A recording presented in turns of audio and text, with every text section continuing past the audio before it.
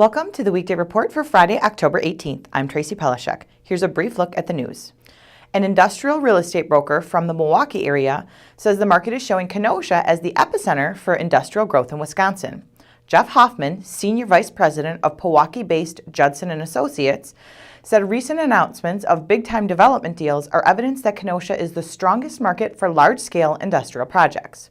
Kenosha Area Business Alliance President Todd Battle said Kenosha's location is good for small to mid-sized companies looking to serve the Chicago and Milwaukee markets. A plan to extend the streetcar won't carry the support of the city's Historic Preservation Commission. A Thursday meeting of the Historic Preservation Commission concluded with the group agreeing that a streetcar loop around Library Park would damage the historic nature of the neighborhood. Commission members and residents of the historic district say they worry that streetcar noise and traffic would further crowd the congested area, and the infrastructure to run the cars would hurt the aesthetic value of historic property. The City Council will act on the plan on Monday. The Oneida Nation is throwing its support behind the Menominee Nation's Kenosha casino proposal. That leaves just the Potawatomi and Ho-Chunk tribes in opposition. Unanimous consensus among the 11 tribes is one of the 3 criteria Governor Scott Walker says must be met for him to approve the project. A Summers official is accused of failing to obey a traffic officer when he drove through the investigation area at the scene of the crash that killed 5-year-old Bailey McCollum at Highways E and EA last week. According to a sheriff's report, Town Supervisor Peter Russ shouted angrily at a deputy who tried to stop him, telling the deputy he had to get to the town hall for a board meeting. Russ was cited for failing to obey the officer and driving with a suspended vehicle registration. In an interview Thursday night, he denied any wrongdoing. The Sheriff's Department has been investigating former Silver Lake trustee Barb Ironside for theft from Silver Lake Auto Service. Owners of the shop, where she works, got law enforcement involved when they noticed inventory shrinking faster than expected. Detectives looked into it and discovered a scheme in which Ironside would ring up even transactions as lottery tickets instead of whatever the purchase really was, and then take the tickets for herself. The Sheriff's Department has requested a charge of theft. Ironside, who resigned from the village board last week, was not immediately available for comment Friday morning. Now here's Bill Guida at the site of this week's Fix It feature.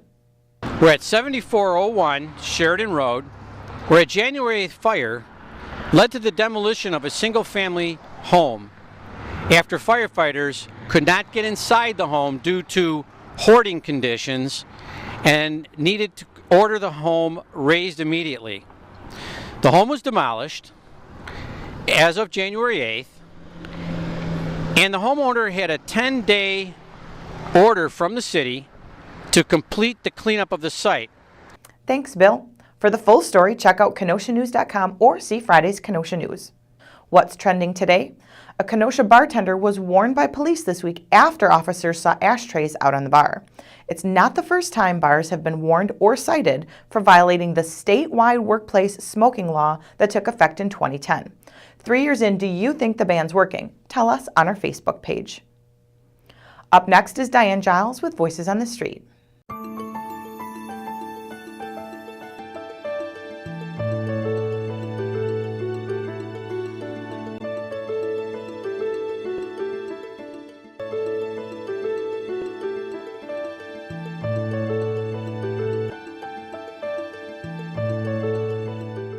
When it comes to trick-or-treating, there's traditionalists and there's people who maybe side on the side of safety.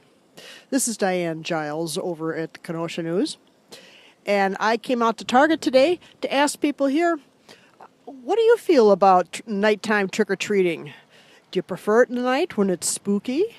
Or do you think it should be during the afternoons? And this is what they had to say.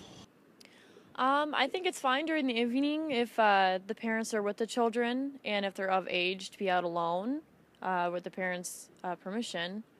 So, yeah, I think it's all right. Well, since we're from the county, ours has always been at night. The only thing is we did like coming into Kenosha so that the kids could trick-or-treat here as well. I would prefer the daytime instead of the nighttime because I feel it's more safe to do it on the daytime. So I would rather prefer a Sunday daytime. Thanks, Diane. Now here's a look at what we're working on today. A Petrifying Springs employee who was the third generation in his family to work in the park is retiring after 38 years. Terry Flores talked with him and his father. And Jill Roselle has this week's Sunday Choice feature, an in-depth look at the local victims of clergy abuse. Pick up a copy of the Kenosha News and check kenoshanews.com for all the details on these stories and more. I'm Tracy Pelishek with the Weekday Report.